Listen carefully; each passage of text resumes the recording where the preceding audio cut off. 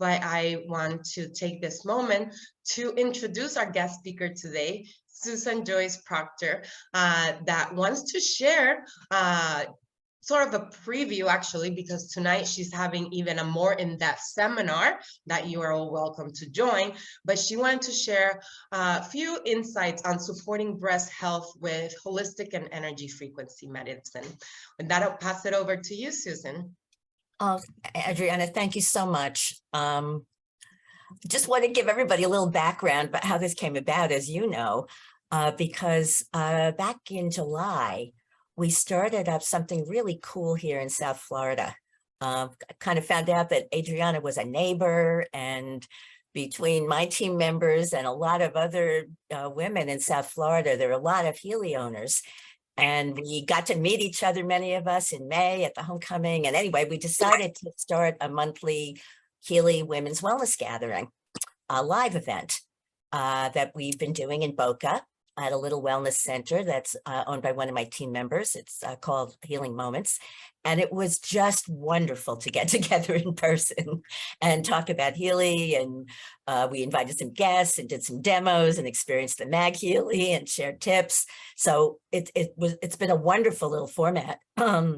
We had the frequency chef preparing vegan snacks. So I would just encourage, if anybody else feels motivated to start something like that in their area, it was really wonderful.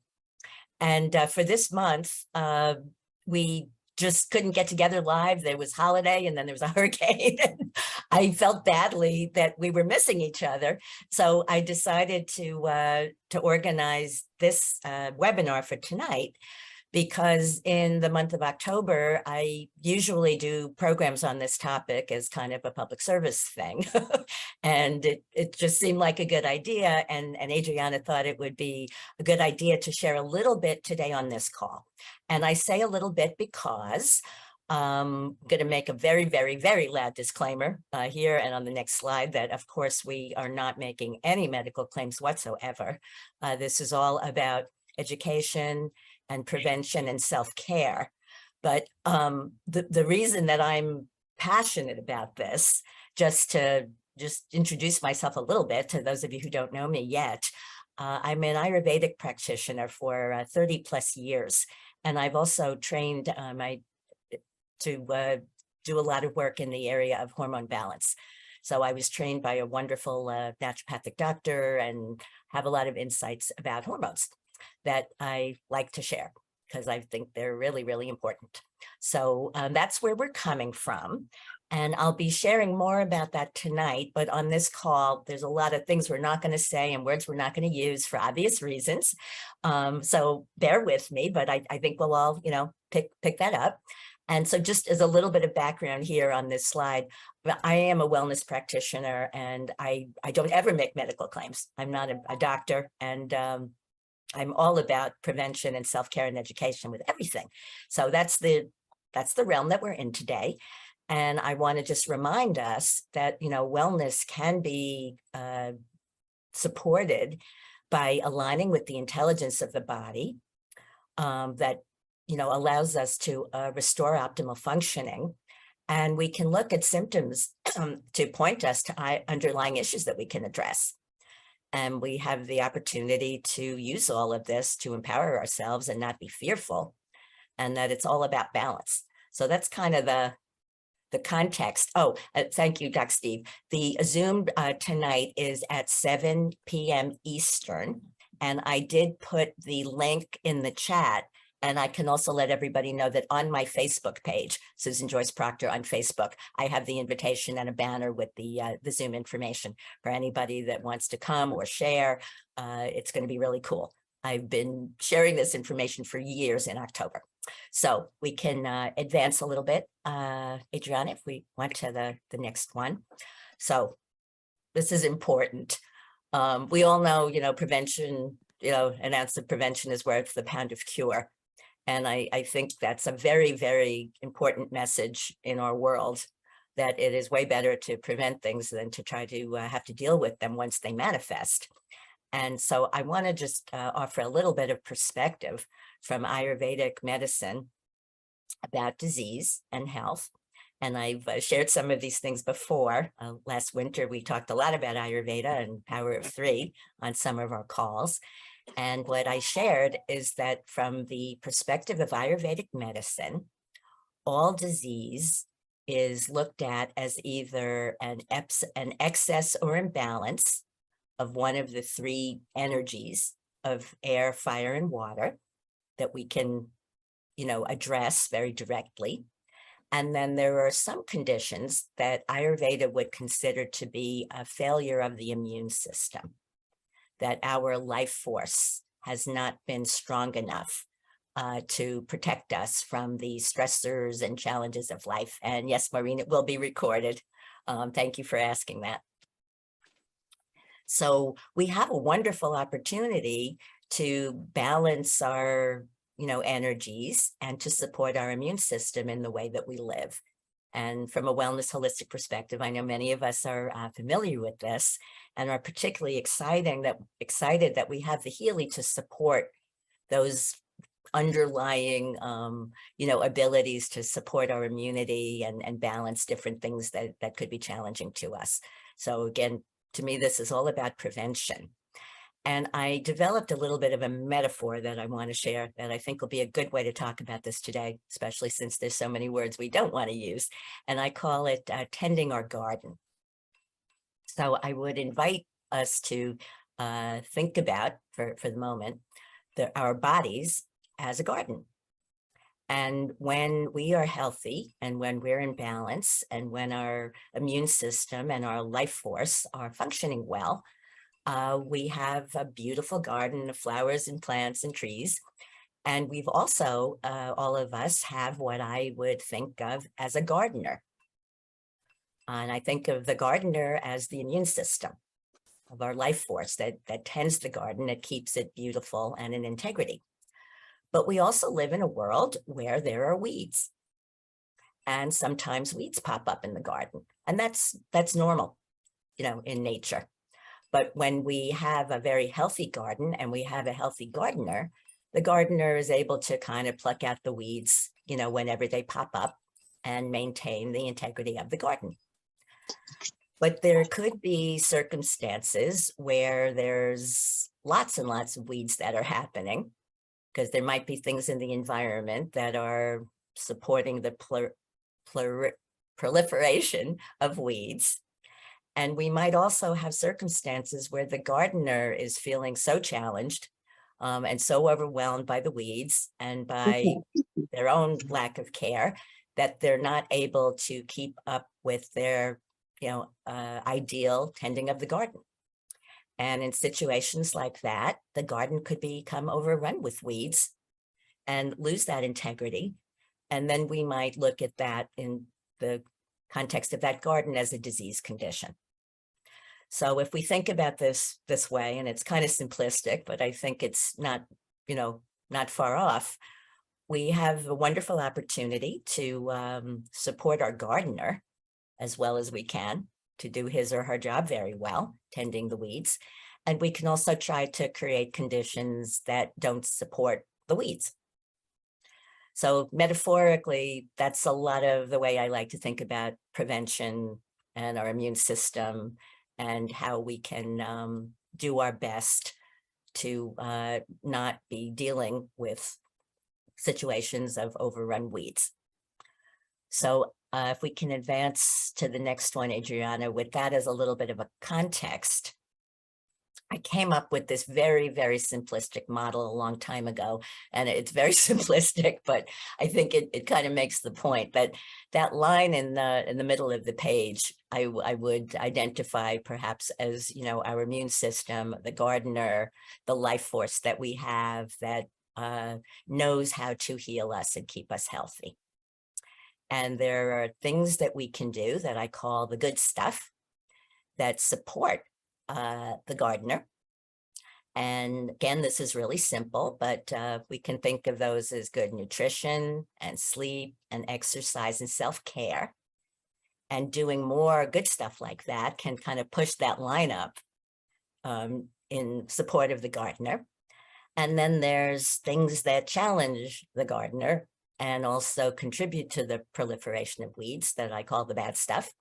And those, again, simplistically, we can think of as stress, toxicity, inflammation, and excess.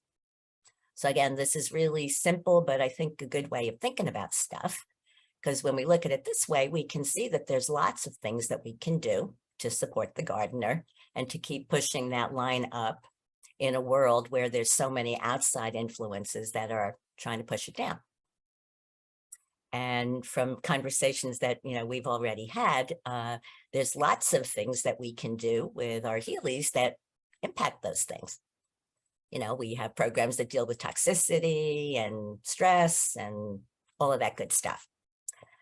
But in the context of some of the challenges that we hear a lot about this month, there's a lot of attention to breast health issues that I like to put a little spotlight on. And this slide is really the important one because I find, unfortunately, that when I'm out in the world, even talking to other people in the health and wellness field, they don't necessarily know this. And in fact, I presented this stuff a few years ago to a chapter of the American Holistic Nurses Association, and none of them knew this. So I think it's really, really important that we know about it.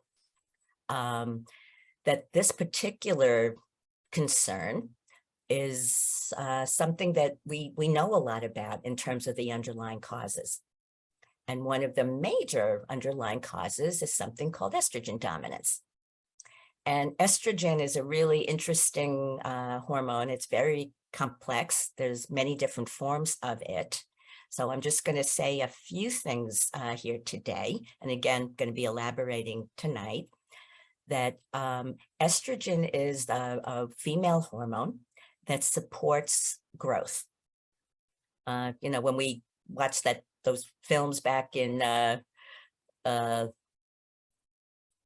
middle school about menstruation, they taught us that estrogen is the hormone that, builds up the uterus in preparation for, fertilization, and progesterone is the balancing hormone to estrogen that allows the body to let go of that buildup. And when everything's working well, estrogen does its job of appropriately supporting our growth, the bones and muscles and, all kinds of good stuff. And the progesterone balances it by allowing the body to let go of anything that it doesn't need. So that happens when things are working well. But in our world, we're subject to a lot of things that imbalance our hormones. And again, a very complex topic. We're just covering the surface of that today, but there are three major forms of estrogen: estradiol, estriol, and estrone. Estradiol seems to be the one that's the most problematic here. And one of the other things that many people don't seem to know is that it's the ratio often between estrogen and progesterone that can determine whether somebody might have a problem. So when we have estrogen that's not being balanced by progesterone, that's when we can have potential issues. And I want to just mention, this is such a powerful thing that sometimes women have said to me, well, I'm postmenopausal and I'm low in estrogen, so I don't need to worry about that, right? And the answer, unfortunately, is not necessarily, because I've actually worked with women who were postmenopausal and whose estrogen was low. They were having symptoms of low estrogen, but their progesterone was so much lower that they still had a ratio that was off, and they were also having symptoms of estrogen dominance. So it is ironically possible for a woman to have both estrogen dominance and estrogen deficiency at the same time. Like I said, this can get a little bit complicated. And there are saliva tests that we can use to find out about those things, so we don't need to be in the dark. So again, I find it important to let as many women as I can know that there are things that we can look at. And one of the other unfortunate contributors sometimes for both men and women to excess estrogen is excess body fat, because our fat cells produce estrogen. And that can be true for both men and women. And since we have a lot of men on the line, I'm also just going to take a moment to say that these ratios can also impact a man's testosterone. Because if a man is overweight, and I have seen this, and his fat cells are producing too much estrogen, they can actually manifest symptoms of low testosterone, even if their testosterone is healthy. And that's something that I found very, very interesting to find out, because lots of men are experiencing that, and sometimes it's related to their weight. So just little thing to keep the men interested here. This is relevant to everyone. And of course, men unfortunately can also be challenged with breast issues. And then the other two other points that I want to make here is that, as I said, estrogen is a very complex hormone. Some forms of it are problematic and some are not. There's a term that I'm mentioning here that we call dirty estrogens, that are the ones that can be problematic. And interestingly, the body decides whether to metabolize estrogen in a way that's dirty or clean in the liver. And so the overall toxicity of the liver and the body is often the determining factor for whether the estrogens that we have in circulating are going to be problematic or not.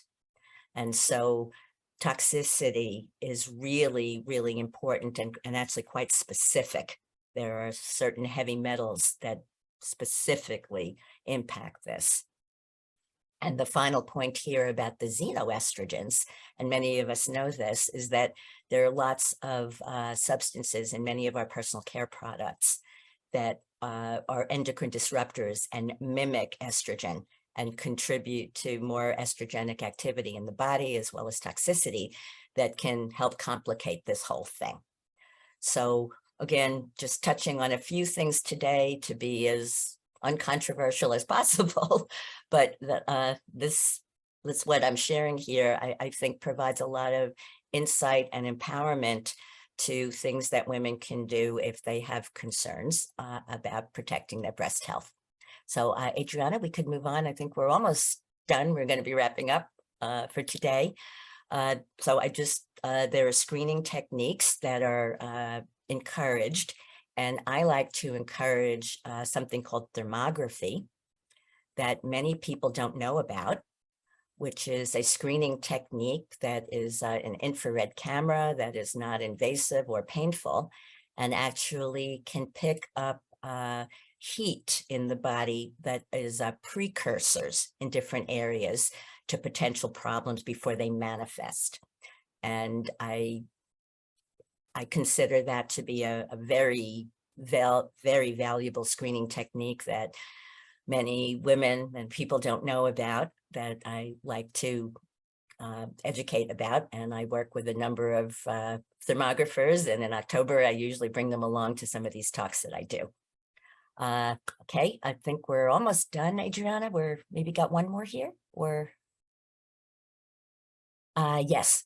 So just a couple of little general wellness tips that are kind of consistent with what we've been speaking about today, because we were talking about the good stuff, bad stuff. And again, this is really surface, but just as a good reminder, nutritionally, I think most of us know that sugar contributes to weeds in our gardens, and cruciferous vegetables are probably one of the best food sources that have nutrients that are protective. So again, there's a lot more we could say about that, but those are maybe two of the most important points.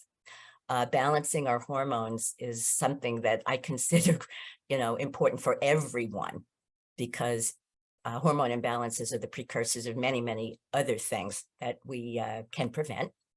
And it's much easier than most people think to do that.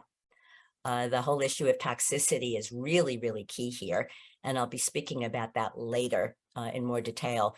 One of my members of my Healy team is a detox specialist, and she participated in this webinar with us last year and has some very, very specific things to share about the heavy metals and how we can test for them and the binders we can use to let go of them. And there's lots of good things that we can talk about later.